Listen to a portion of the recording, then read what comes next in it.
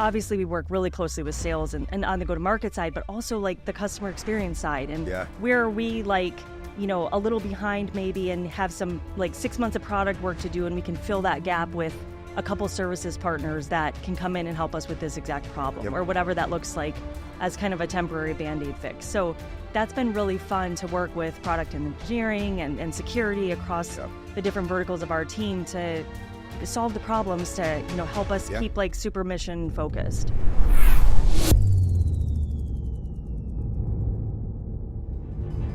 This is All Quiet on the Second Front, a podcast where boring conversations around defense tech and national security come to die.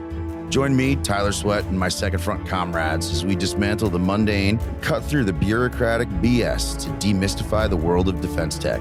But be warned, this is not a typical government podcast. Ready to get weird?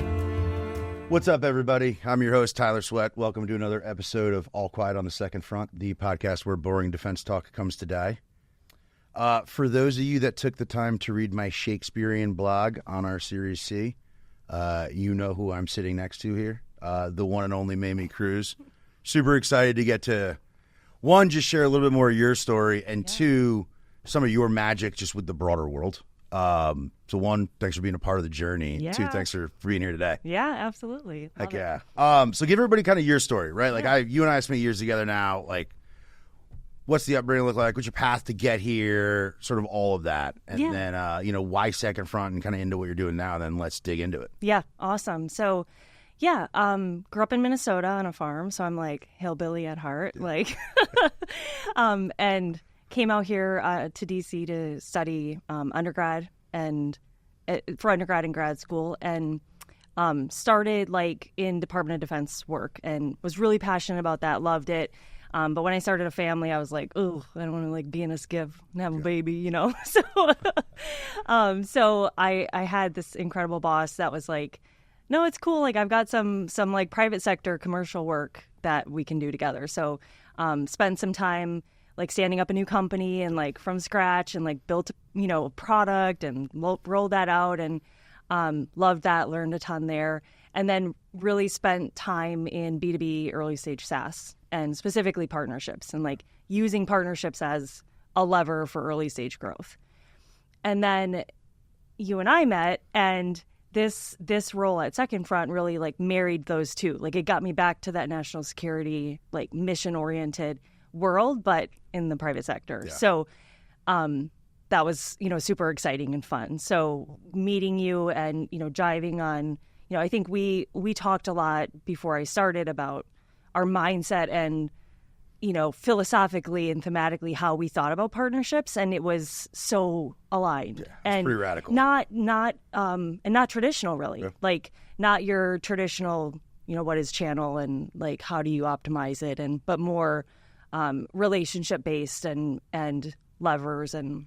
Yeah. So, when you and I started talking about this role, and this was before there was partnerships at Second Front, and thinking about what does that look like specifically at Second Front, and how can we use that as fuel to grow exponentially? I was so jazzed to come over, and obviously like super love it here and so happy. So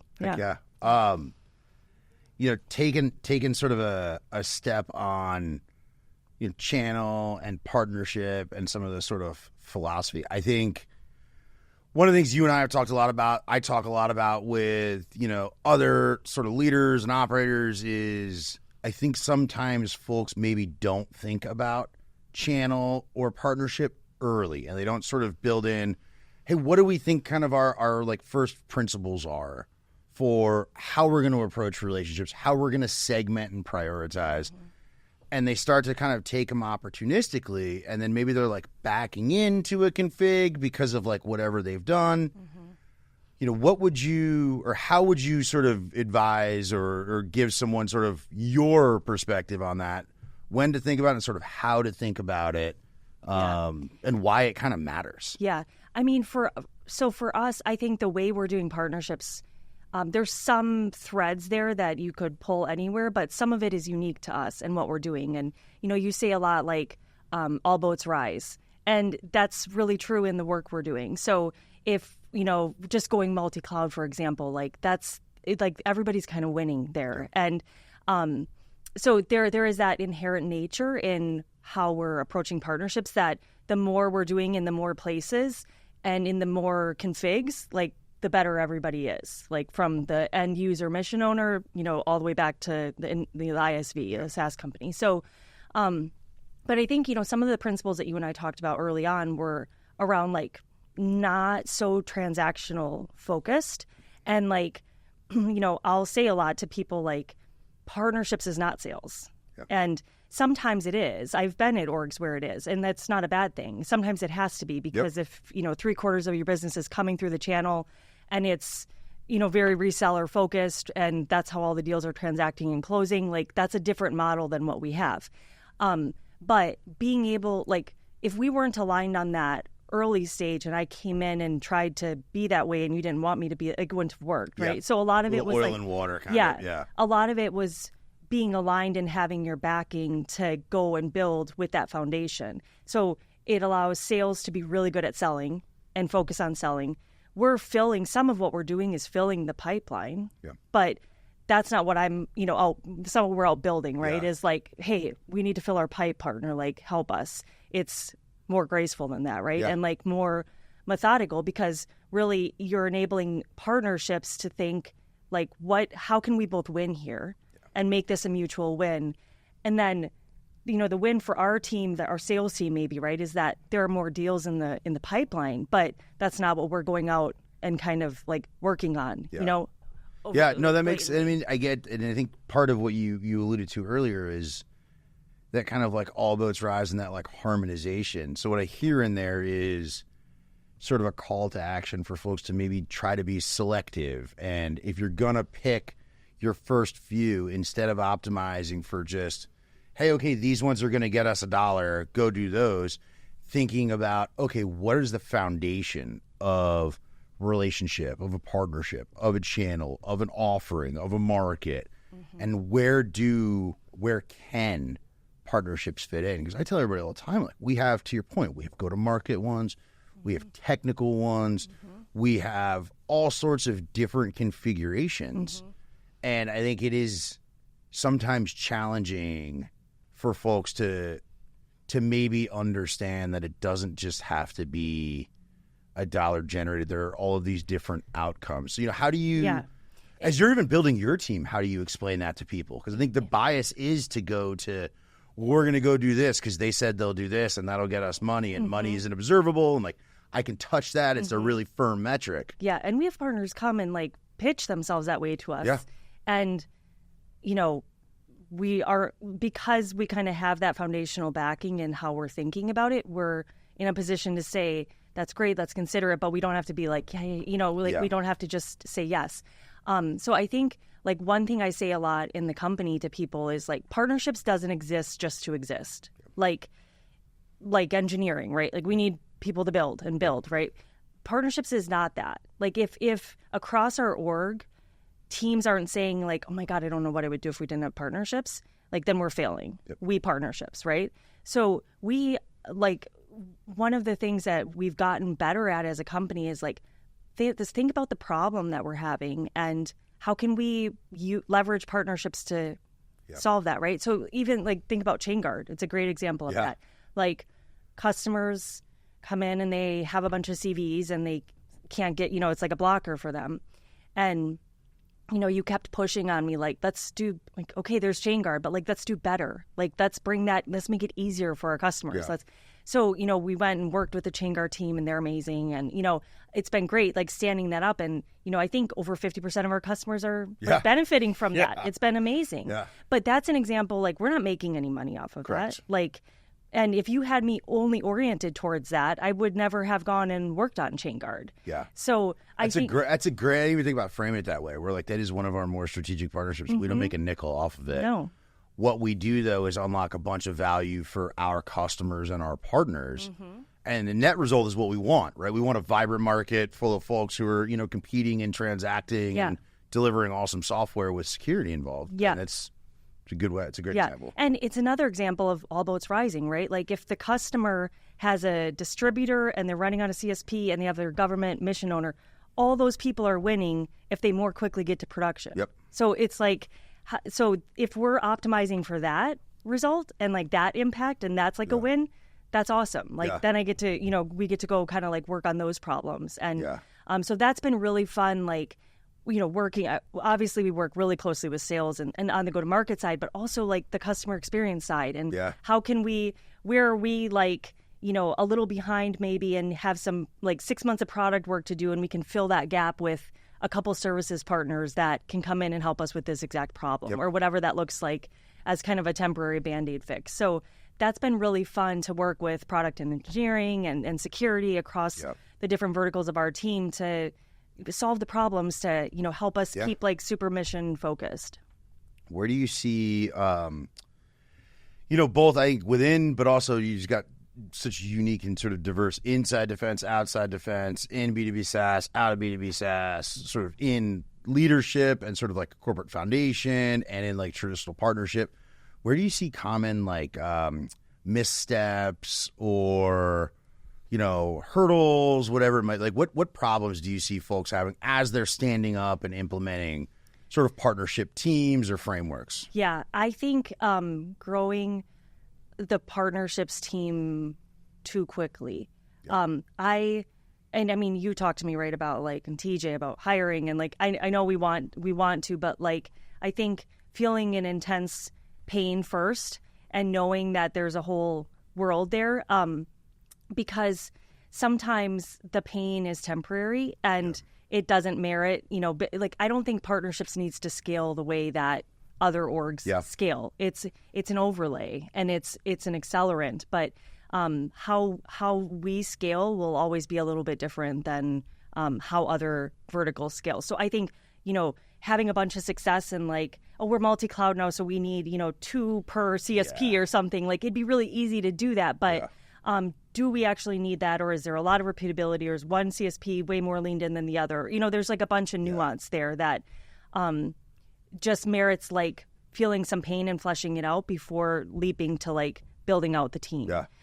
So I think, and sometimes, partnerships is about like opening up that relationship, and then maybe there's a bunch of work there, and then it kind of like eventually becomes an engineering thing, or eventually it becomes like a BU or a functional team. So I think, and we are growing, and we do definitely are building the team, but I think there can be this kind of knee-jerk reaction sometimes that if you let it play out, you can see like, thank God I didn't, hire for that 6 months ago, because that person would be, not happy. How do you think about, or what's a good anecdote for, folks listening, kind of thinking about that repeatability part where, and I hear that and it's cool. Like, hey, there's like transferability. Like, I learned a thing here and I can transfer that over here and not have to rebuild it, not have to, hire against it, not have to sort of start from zero.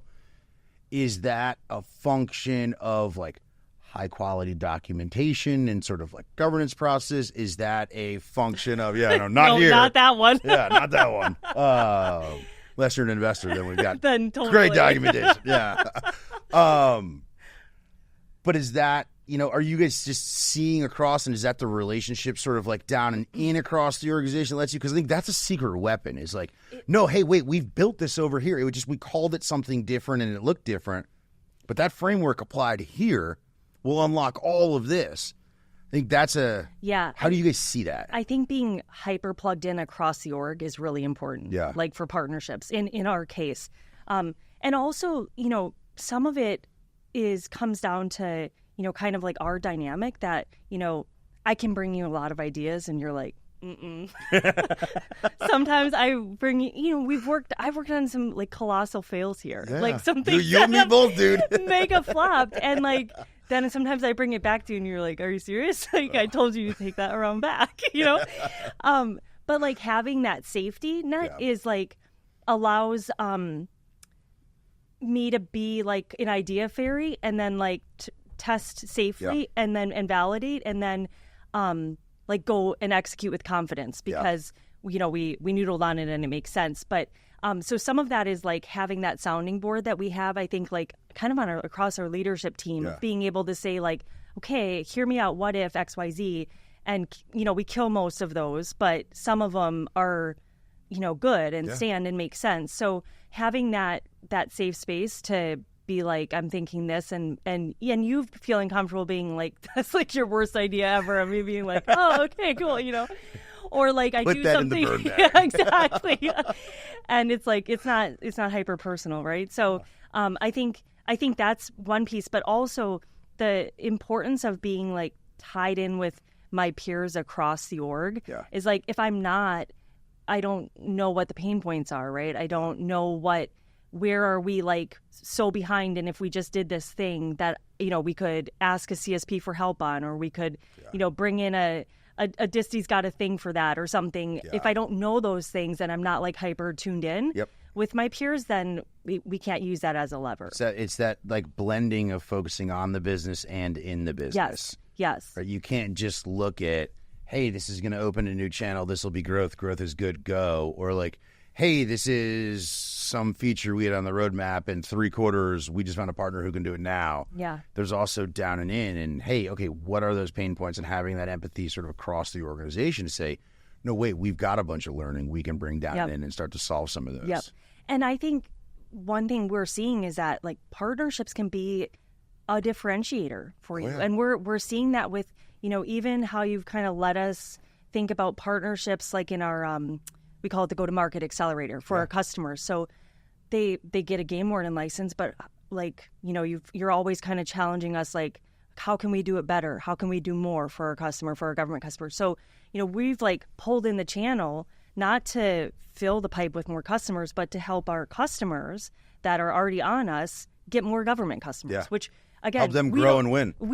We're not making money off that, right? Yep. But like our customer is winning, and then the government's winning, and it's the all boats rise again, coming full circle back to that. But if, again, like it goes back to the foundation of, if you oriented me towards like build this channel that has this percentage rate and this, beep bop, all those numbers, like we wouldn't be able to. We would have missed a lot. Yeah, we wouldn't have taken a bunch of the shots we've taken. Yes. Probably. Yes. Yeah. So that's why, that's what I love about it here. Yeah. And like, it's part of it too, is that we're doing something that hasn't really been done. And so we're not like refining a playbook or like optimizing, or we're like figuring it out as we go. And I love that. Like, I love like the like go off and do, and like don't put me in a box type stuff. So that's so gratifying and rewarding to be able to really like come together and solve problems that we just haven't been solved yet. Like, So how do you, I think one of the things that continues to impress me the most about you is you've got a unique ability to have like high creative, kind of like a high yellow from a quadrant standpoint brain, and then automatically though go into like a high green. And so you can do big ideas, creative, freeform, and then you can structure that and bring in process and milestones and gates to make it sort of like consumable. How do you, if I was, partnership person 1 at another company starting to build a team, how do you hire teammates that are comfortable in a role like that? Like going from abstract to very specific with deadlines, with deliverables, and then back up to abstract. And like that iteration you were talking about that we all go back and forth in that safe space, that's like a multi-plane safe space. We're going up and down and up and down. That takes a certain type of person to be comfortable with that, because that can feel chaotic. Yeah. And there's a certain type of person who can deliver on it. Yeah. And I think the key is like, what's that test we did at the Yeah, Herman Brain Dominance Instrument.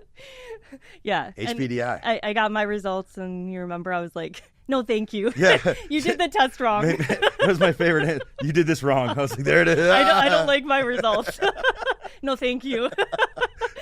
But like I'm not strong on processes and numbers and like staying in the lines. So it's like critical that I surround myself with people that are, because I can have the ideas and ideate and get it close, but I can't do some of that work. And so like the Margarets of the world, Margaret, Miss Green, like we need those people. So finding balance, like, because you can't have a bunch of people like me that are like idea fairies, and you need to have that balance. So we wouldn't be able to actually execute if it was.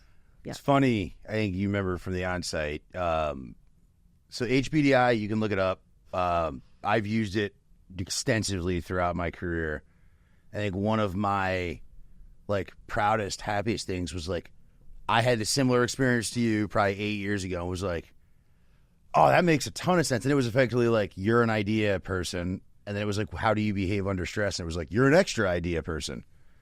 And the people giving me the assessment were like, it was Mo Bonnell. And he was like, that's weird. And I was like, well, yeah, like if it's chaotic, I'm just assuming the plan didn't work. So like, why would I make another plan? I'm just going to fucking wing it. And he was like, that's psychotic, but that makes sense. But I took that and was like, shit, like I have to go surround myself with like high blue, high green folks. And like at that time I was at Toffler, but like put a team around me, Bill DeRozier, Masih Tahiri, Phil Cunningham, who all were not in high yellow and pulled me in. And then I retook, I've done that since. So for the last, better part of a decade, I took the test last year and it was bounded appropriately, not appropriately, but it was just more, it was less extreme, less of a skew. Psychotic. And I was like, oh, check it out, I can grow.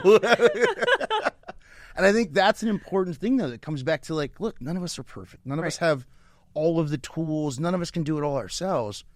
So when you're building teams out, it's having that sort of like, whether it's vulnerability or emotional intelligence to recognize like, yo, I'm not really good at X and Y. My first hire has to be exceptional. I can teach them this other stuff. They can teach me some of that stuff.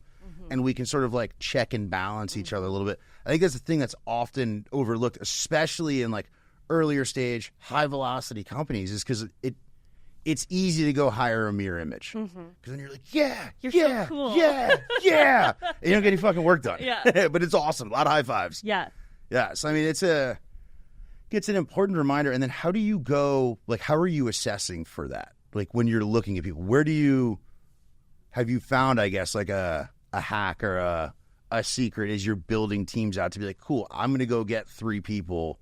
I'm going to look for attributes like, and how do you look for those? Does that make sense? Yeah. I mean, I think like building is like having a proven record of building something that where there isn't anything is critical, right? Because you can have the idea, anybody can have ideas, but like to be able to actually put that down on paper and turn it into a repeatable thing is critical. Like the go-to-market accelerator is a great example where it's like an idea, but then like organized people internally turned it into like a piece of paper. They were like, you just keep saying it and like we can't like talk, like can you put it down or something, so then we like turned it into a thing. Right, exactly. Right. And turn it into a thing that's now tracked in Salesforce that like and like I can work on improving in those areas, and we can all work on like getting better. We're not good, but we're still not going to be as good as the people that are just naturally that. So and part of like I think our culture is that we're kind of like openly self-aware and flawed at our company. It's like, it's okay. It's like, I don't feel like I have to pretend. If you don't know you have an issue, someone's going to point it out for you. Don't you worry. You just haven't been here long enough. That's right. So, but that makes it super comfortable for like, you to be like, make sure you hire someone that can fucking write this stuff down because you're not ever going, Get or a whatever. note taker here. Exactly. And like all of us it just makes us all better because we're just being real and, transparent. So. All right, a couple more questions as we're sort of turning a corner here. Nostalgia question. So it's been about 2 years. What are you most proud of? What are you most excited about? What are you most surprised by? What's your 2 year in kind of reflection on this? Yeah. I think I'm most excited about like the new markets that we're taking this to. Yeah. Like I think I feel like we've scratched the tip of the tip of the tip of the iceberg. I agree. And I saw so much potential when I started, and I believed in the concept and everything, but there was a lot I didn't understand. Yeah. And that's why you took the job. Exactly. Hence being here. And now it's like there's so much potential to have so much impact. Yeah. And that building on the success we've had. But it's like, I think in 6 months, 12 months, 18 months, we're going to look completely different. Yep. And I didn't plan for that necessarily. Yeah. And so that's really exciting. I guess the Rakuten CEO has it's a 3-10 rule where like every time something triples, everything breaks, and you're effectively like just remaking everything. Yeah. And at that velocity, to your point, like I think we've done it 2 or 3 times in the last 2 years. We're like, oh, reorg. Oh, this is gonna be different. Oh, we're gonna recalibrate. Yeah. It's been really interesting. Yeah. Yeah. And really like, really fun, really rewarding, right? Best like, thing I've ever had. yeah. Yeah. Best thing I've ever been part of. So Friggin' rocks. Yeah, I love it. What's one thing you wish you knew earlier in your career? And I'm thinking for like the partner folks out there listening, maybe who are a little earlier in their career or want to get into partnerships. What's something you wish you knew that now you know? Aside from, hey, write things down. We've got a common theme here. It's this thing called paper. I think really embracing being okay with your weaknesses, right? And like there were times in the past when like the stuff that I really, really feel like there's something wrong with my brain I can't do. I'm just like not like a normal person. I don't think that way. Like, you know, our budgets and stuff. Yeah. I'm like, Grant, what do I do? Money. Never heard of it. Like beating myself. Heard about the credit card? You don't need money. You have plastic. It's on the card. I'm going to have a ramp card. Yeah. Zoolander does finance. Yeah. What are you talking about?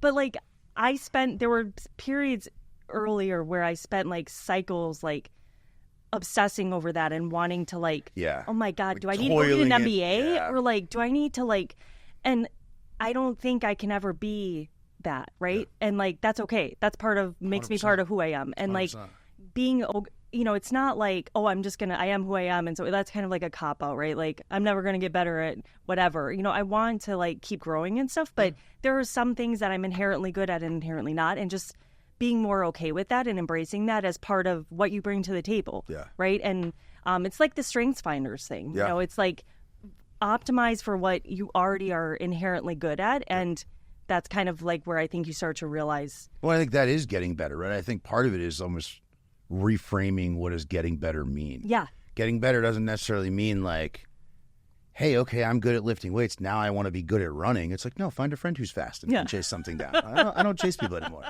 But like to your point, like build teams around you and have the awareness to go do that instead of being like, no, this is mine. I'm going to pull it all in. I'm then going to not sleep for 4 days because I'm going to be trying to figure out how to like build a macro or pivot table or something like that. Yeah. And also being comfortable that like, I'm not good at this thing and I'm going to bring someone in and that's not a threat. That's going to make us all stronger. Yeah. Right? Everybody wins there. You go back to the all boats rise. Mm-hmm. Yeah. Mm-hmm. That's awesome. All right. Last question. Hey-o.